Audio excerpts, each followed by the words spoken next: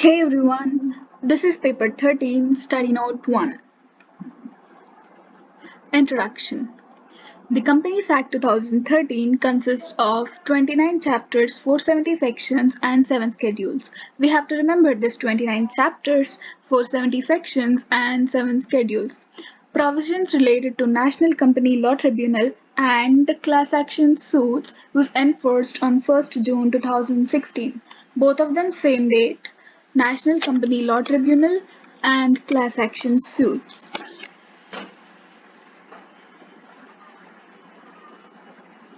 Companies Act 2013 is an amendment of Companies Act 1956, which is 56 years old. The new act intends on corporate governance and it strengthens the regulations of corporate sectors. It also gives the duties and liabilities of directors, independent directors, auditors, SFIO, NFRA, and CSR. Companies Act 2013 is administered by the central government through MCA, Ministry of Corporate Affairs. Here there are two things, MCA and ROC. Companies Act will be administered by the CG, central government, through MCA, but whereas Register of Companies controls the task of incorporation of new companies and administration of running companies. ROC only controls new and running companies.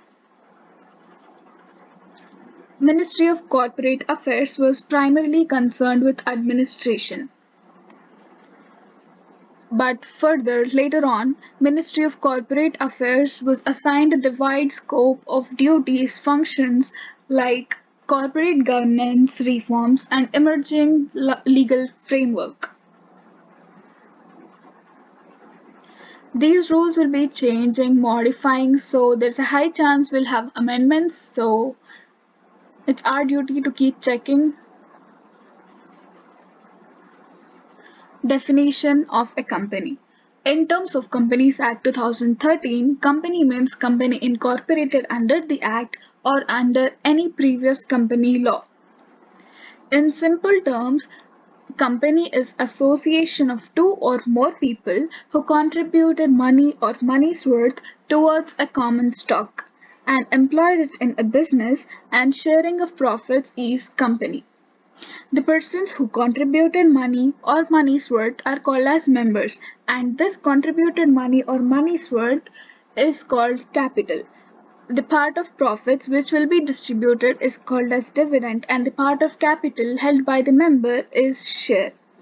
Company is derived from two Latin words com and panis. Com means together and panis means sharing bread. Here are some advantages or characteristics of company.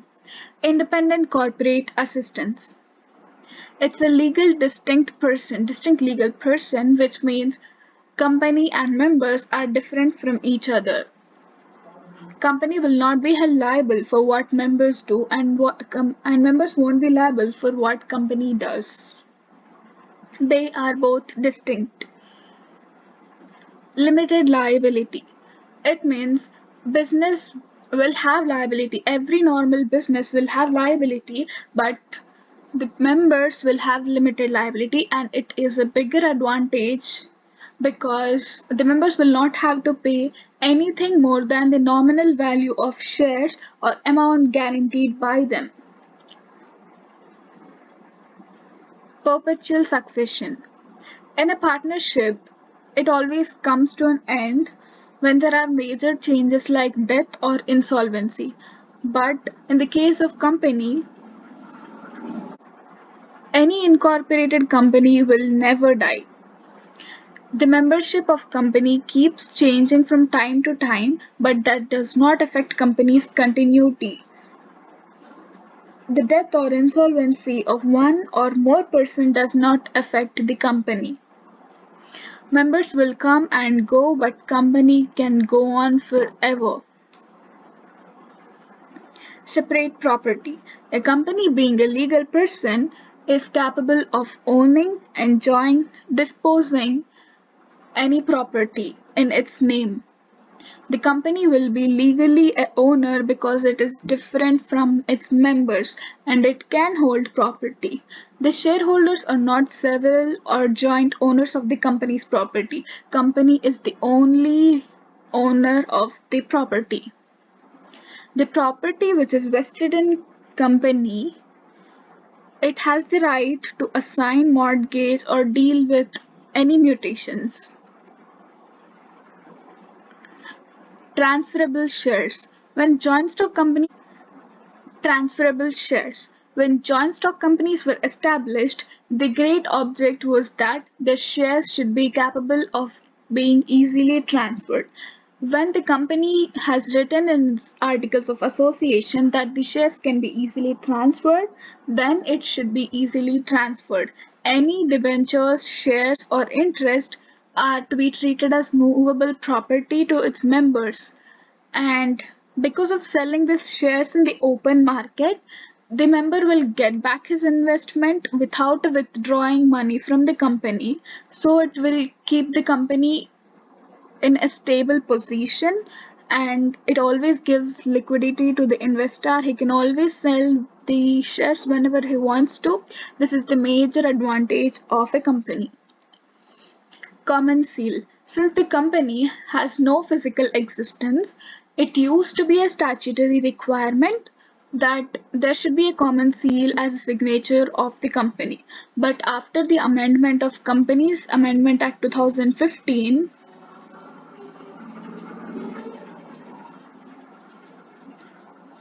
it has deleted that the requirement of company seal is not compulsory.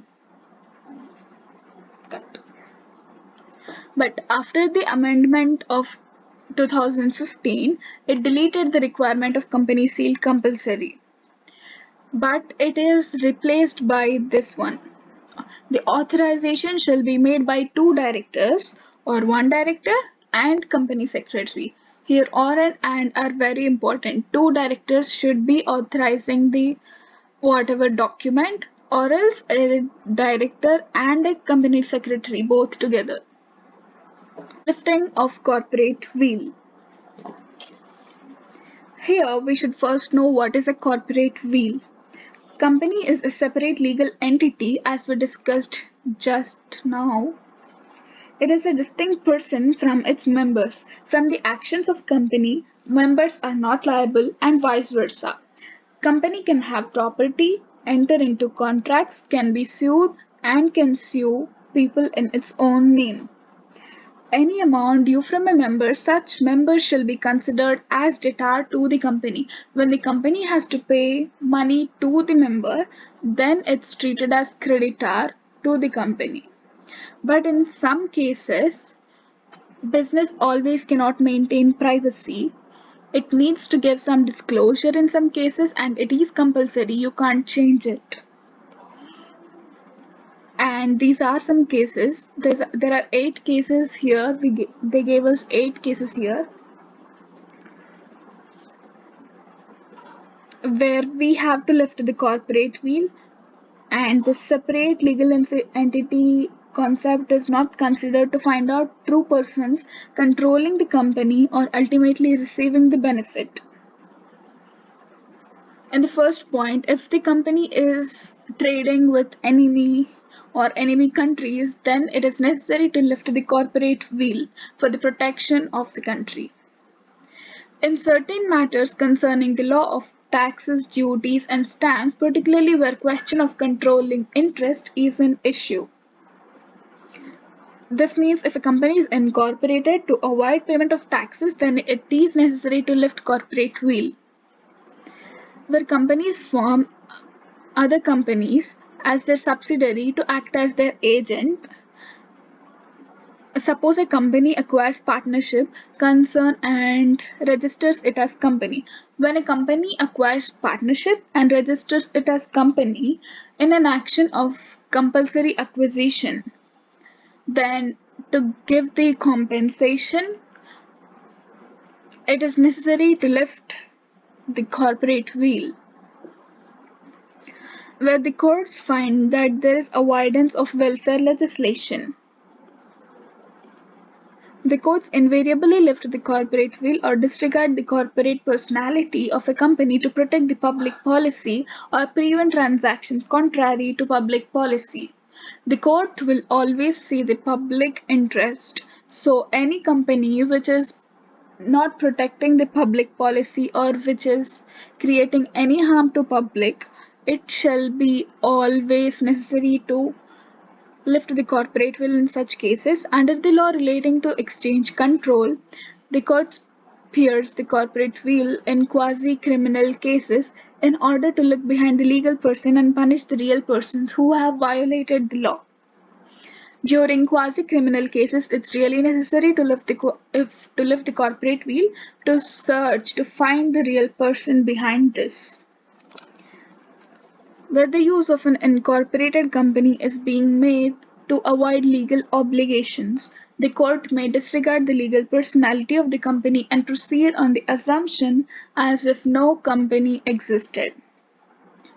If the company is avoiding any obligations, any orders given by the court, then the court will treat that company as if this company does not exist. And here,